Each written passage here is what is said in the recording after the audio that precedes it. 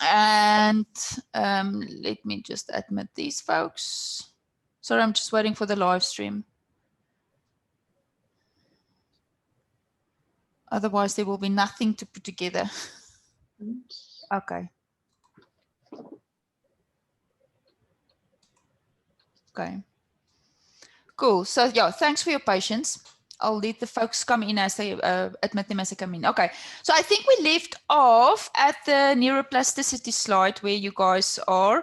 So I spoke on the previous slide about the amount of thoughts that we think and how every single thought and emotion then that happens create a particular chemical mix. We almost talk about it as like a chemical cocktail. So those neurons fire. When they say neurons that fire together, wire together, that's exactly what they mean by that, because those specific chemical reactions and the chain of reactions that it's set off is specific to that particular emotion. All right, so before we were so rudely interrupted, slide 9. So there's a principle in neuroscience that we call neuroplasticity. So what that means is, don't know if I got here, but they used to tell us that by the time we're 24, 21, something like that, your brain is fully developed. But we now know that that's not the case. We now know that you can develop new neural pathways or new brain connections up until the day you die. And every single time we learn something new, that is how you create or start to create a new neural pathway. A new neural pathway, and as you repeat those actions, as you repeat that behavior, that is where you lay down that foundation and almost like hardwire that particular connection into your mind. So like I said, also you have a particular neurological connection in your brain for every single place that you go to, every single thing that you do, every memory that you have, every emotion or feeling that you have, for every experience, you have that particular, I almost want to say, cocktail of chemical brew that's firing in your brain every time you experience that particular experience. And that is important to know when we go forward, to understand, okay, but if that's the case, then how can I change the stuff that I don't want in my mind or in my subconscious mind? Okay, too fast. All right. So, how is a habit formed? When you do something, your thought comes into your mind, you have a certain emotion, you have a certain action. If you do that so many times over and over and over again, so much so that you don't even think about it, your subconscious will start to take over, and now you are literally driven by your subconscious mind. And that is how a habit is formed. When you do something so many times, you don't even think about it. So if you think about a child, a small child, when you teach them to brush their teeth for the first few times, because you have to several times show them what to do. They put the toothpaste on the toothbrush, and many times they cannot always remember the right order, like put the toothpaste on, then is it then the brush under the water, or when is it? And you can almost see the concentration on their face when they go through that motion up and until a point where they do it automatically, where the subconscious mind is taken over. Like us, we don't have to think about that anymore. We don't have to think about how we're going to brush our teeth and why we do it and when we do it. We just stand up and we get up and we do it. So here's the thing. If we get up every single morning at the same side of the bed, we have the exact same morning routine that we have every single day. We drive, we make coffee, read the newspaper, you drive to work the exact same path that you do every single day. Remember now, you do all of these things subconsciously. It's not like you have to think about it. Oh gosh, what is the route to work again? How do I need to drive this car again? I cannot remember. You do all of these things automatically through the neural pathways that's ingrained in your mind and in your brain, because of the repetition you've gone through all your life. And then you get to work, you work with the same people, And then your day's the same. You go and fetch your coffee at the same place. You come back, rush home to make dinner, check your Facebook, rush to go and shower, go and lie in bed to check your Facebook for 2 hours. So then the question is, did your brain change at all throughout the day? No, we didn't, because you have not learned anything new where you had to really apply, except maybe for the actual work that you did. But and even some people's work are so monotonous that they don't have to use their conscious mind to do their work.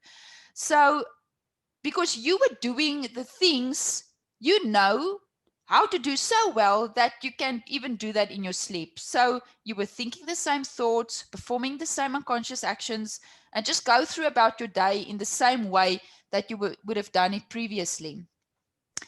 And as you repeat these steps over and over and over, you hardwire this brain connection for that particular experience more, and they just become more and more connected. And the more and more connected, and that's why they say, like I said, brain cells that fire together, wire together, when they become so hardwired, it becomes very hard to get rid of that habit or that particular behavior. And what has happened now, we we get to the age of 30, 35, and you now sit with a set of memorized behaviors. You didn't intentionally wanted to memorize them, but you have a set of memorized behaviors, memorized actions, a bunch of unconscious habits and actions that you take every single day, even automated emotional reactions where you sit at work, somebody says something and your fuse just goes off every single time. So what now happens is people will say, oh yeah, but that person didn't put the plate in the dishwasher. And that just, your fuse just went off every time a person does that. And now you say, oh, but I am short fused. Now you become a person based on all of those emotions and reactions, and now and your habits and your state of being. Really, now you become a person and you call yourself, oh, I am a short fuse person. And now all of these beliefs and attitudes function exactly like a computer program in our minds. Now, the interesting fact, even more interesting, is that 95% of our behaviors, attitudes, and thoughts that we have is being run by our subconscious mind.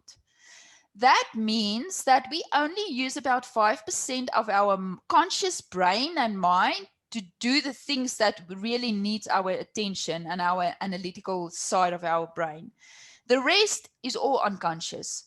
Now, imagine if the majority of our thoughts are thoughts from yesterday, which brings about behavior we don't even think about, which is all automatic. It is pretty much fair to say that we live for the majority of the day in the past, which is a scary thought, because that is there now how you can understand why we live in the past, or you continue to live in the past, and why life might not be what you wanted it to be in 5 years time, for example. Or you sit there today, and sometimes even myself, I've got to a point where you sit there today and you wonder, but I'm still at the same place where I were 3 years ago. But it's because you've gone through all of those exact same motions, exact same thoughts, you did the exact same actions.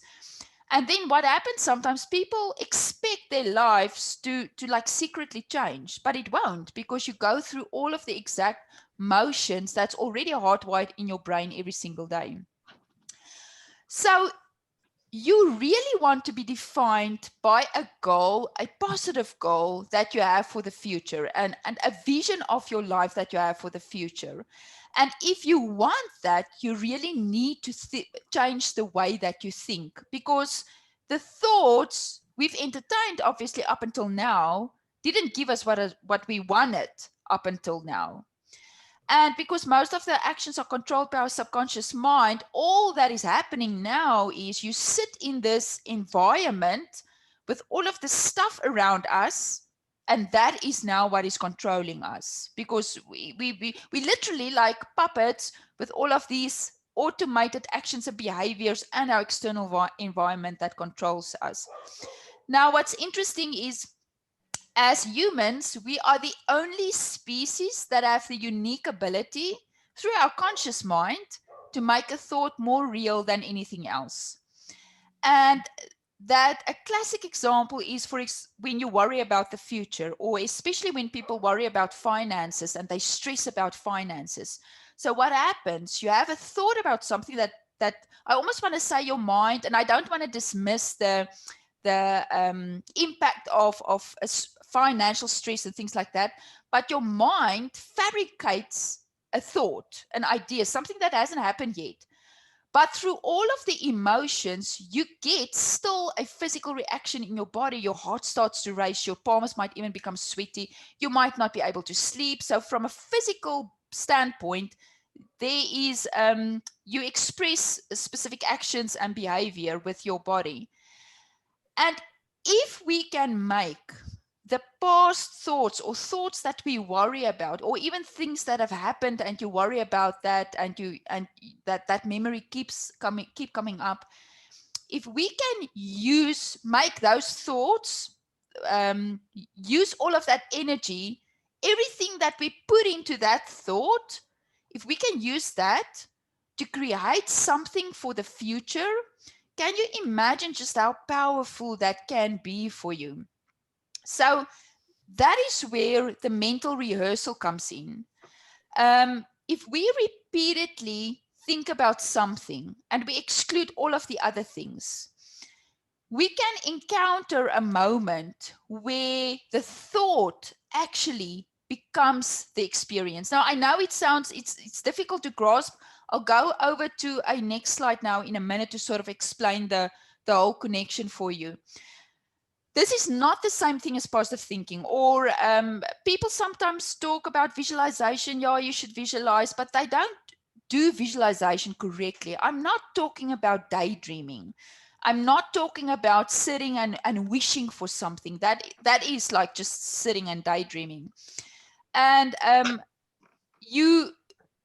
because you can see now it doesn't work that way. You really, because you have an entire experience with your emotions included, with your state of being included, you want to make sure when you visualize the future and have a goal for the future that you include all of those aspects to manifest that part of the future that you do want.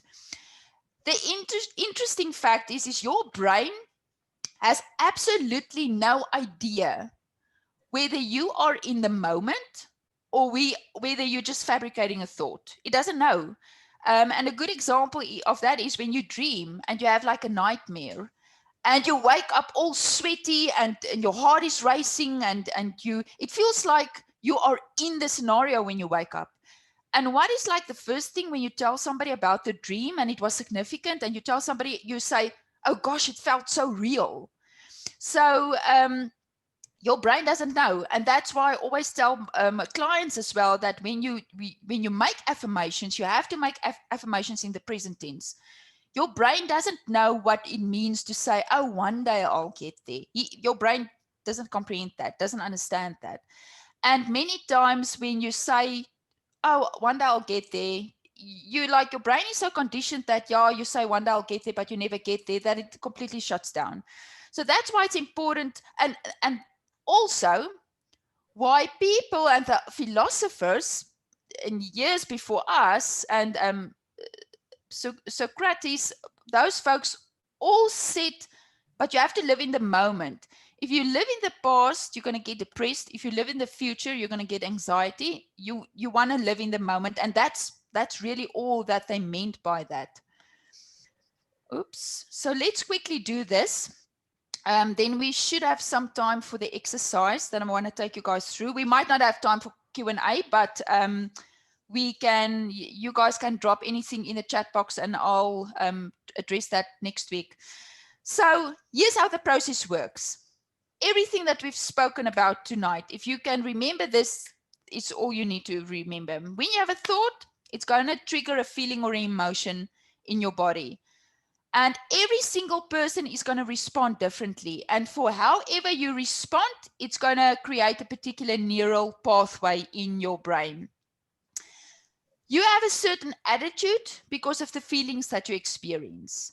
So you might feel arrogant, you might feel humiliated, you might feel my way is the only right way. And the attitude is a cycle of short-term thoughts and feelings experienced over and over again.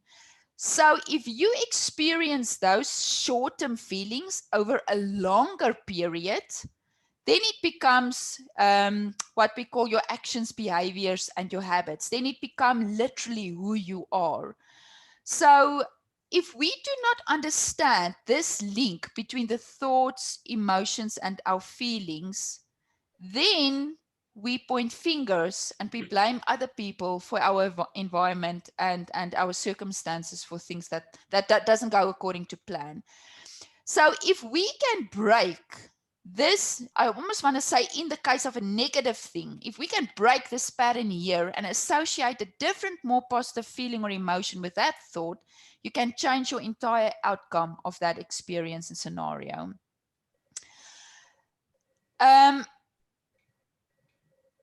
The biggest mistake people make is that they want to change what they do or who they are and create a new future for themselves, right? A new vision of themselves by being the same person they are today. And that's not going to work. So you can see through this whole process, it's going to be impossible. You can't keep on having the same feelings and emotions, attitudes, the same actions and behaviors, obviously from a negative standpoint, and think you can change who you are. We cannot control the thoughts that's going to come into our mind. It's going to be impossible for us to control that. But we can control the feelings. And these are all exercises that you have to do in order to do that. It's not just like, oh, you listen to this presentation and now suddenly you're going to try and feel better or you're going to try and think more positive.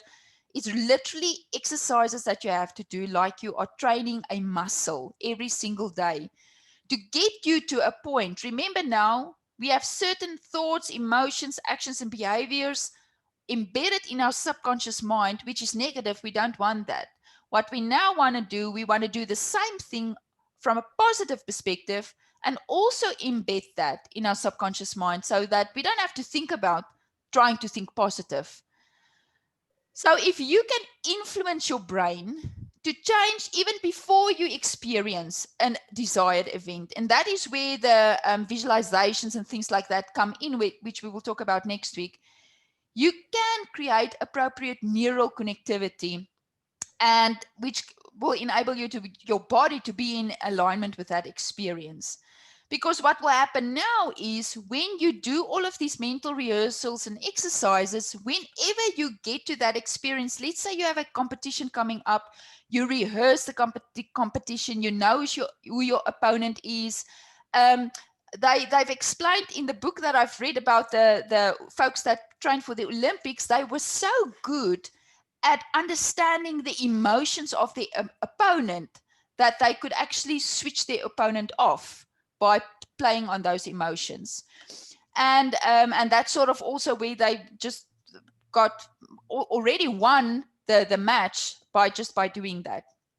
And if you can do that, what will happen is you will get to that competition and your mind will say, oh, I recognize this. Oh, I've been here before. I know exactly what I need to do to get the outcome that I want. So yeah, imagine if you can put all of that effort into creating a vision and a future for yourself where you can actually end up when it comes to your performance, especially on the sports field. So I want to take you guys through a quick exercise. And I want you to take it, you can close your eyes, you can sit back on your chair, close your eyes, relax, take a deep breath in and a deep breath out. So you don't have to be scared. I'm not going to like hypnotize you or anything. I'm not going to do funny stuff through the video or something. I just want you to relax. And I want to take you through an exercise to help you understand what it means to experience emotions and sensations so that when we go forward, we can do the full rehearsal of the mental exercises and understand what that means. So in this exercise, I'm going to take you through a process. You can just close your eyes, listen to my voice, and I want you to just take a deep breath in and a deep breath out. And this is going to be a powerful technique that, as I've mentioned before, your unconscious mind does not know the difference between what's real and what's not real. And this is going to be a powerful technique that you can take with you going forward. Even tomorrow, you can go and practice it if you experience a stressful situation. So take another deep breath in and a deep breath out. And what I want you to do is I want you to find the best moment of your life that you've ever experienced. And I want you to imagine that scenario or that experience. I want you to look for the most positive, greatest moment that you know that you will never forget. And it can be a sports event. It can be an event that you've won where you really have done great. You feel proud of yourself. It can be something that you've achieved in your personal life. But I want you to make sure that it's something positive. It should not necessarily be the strongest feeling, because the strongest feeling is not always positive. A strong feeling can be negative as well. So make sure it is a positive experience that you are seeing in front of you. And what I want you to do now is to actually take your hand and point towards the direction in your body where you feel that experience in your body. It might be in your chest, it might be in your stomach, it might be wherever, it might be in your head where you are currently experiencing that event. So go ahead and point towards where you feel that in your body. And now I want you to imagine that experience floating in space around you. It's all around you. And as that experience is floating around you, I want you to see if there is one picture that represents that experience, that best experience. And I want you to reach out and touch that. And I want you to look at the picture. Notice how big it is.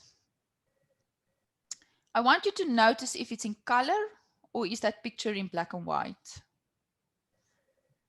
And I want you to notice, is that picture moving or is it standing still? That picture that you have of that experience that you will never forget, one of the best experiences that you've ever had. And I want you to notice how close that is to your body. Notice if you hear any sounds. Do you hear sounds from the back? Is the sounds coming from the front? Are there people around you? I want you to notice what the people are saying, or is it just quiet around you, which is also okay. And I want you to listen to the feelings that you are feeling. I want you to tap into that elated feeling that you're feeling, that happiness feeling, that feeling that I've accomplished something, I can conquer the world. I just want you to soak up all of those feelings that you're currently feeling.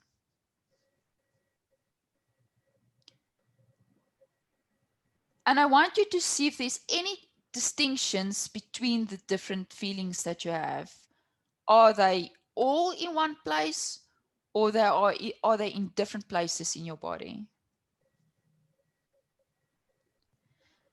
Notice if you smell anything. Maybe you smell the food, the hot dogs that are being made at the event or the competition where you are. Maybe you smell other people's food. Maybe you smell chalk on your hands. Maybe you smell something in the arena where you are. Just notice what it is that you are smelling. And I want you to soak that picture in. Soak it in completely. Let it flood your body. And I want you to make a snapshot of that. And just to make sure that it is the right picture that you have, I want you to reach out and grab a hold of that picture. And I want you to take the edges of that picture and trace it out with your hands, with your fingers. Trace out the edges of the picture that you have in front of you.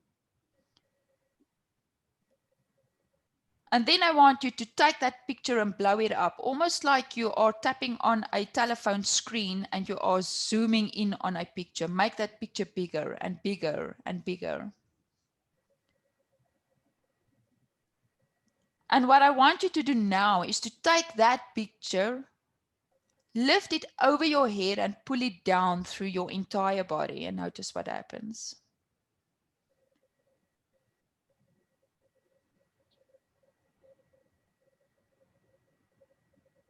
Very good. You can open your eyes.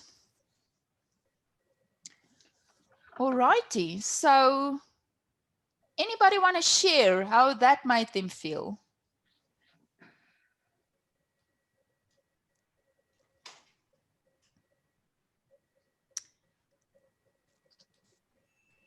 So Petroline, pulling that image over my body actually made my hair stand on end. It was a bit like a crackle of energy running all the way down to my toes. So excellent. Very interesting. Thank you. Excellent. Yeah, it was quite weird. I saw like white as I pulled the image over myself. Yeah, it was quite weird. Yeah, it's amazing. Yeah. Any of the others? If you joined in the exercise, Genevieve, Linda, Rizan, if you guys want to share. If you don't, that's also okay. Hi, Genevieve. Hi. I just felt like almost happy again. Which is huge for me right now. Oh, wonderful, wonderful. Yeah. So you guys see how taking a thought, right, a picture or that snapshot that I spoke about in the beginning, and if you embody, we could talk about embodiment. If you embody that and you get your emotions and everything involved, that you can physically cause a reaction in your body. Like you guys said, you feel happy and you felt a certain way, and Andrew said the hair stood up on his body. So imagine if you can use these principles to create a positive environment for you, or a positive vision, or something for you in your life going forward. Well, how much impact that can have, and not just in the sports arena, but even in your daily life. So thank you, guys. Sorry about the interruptions.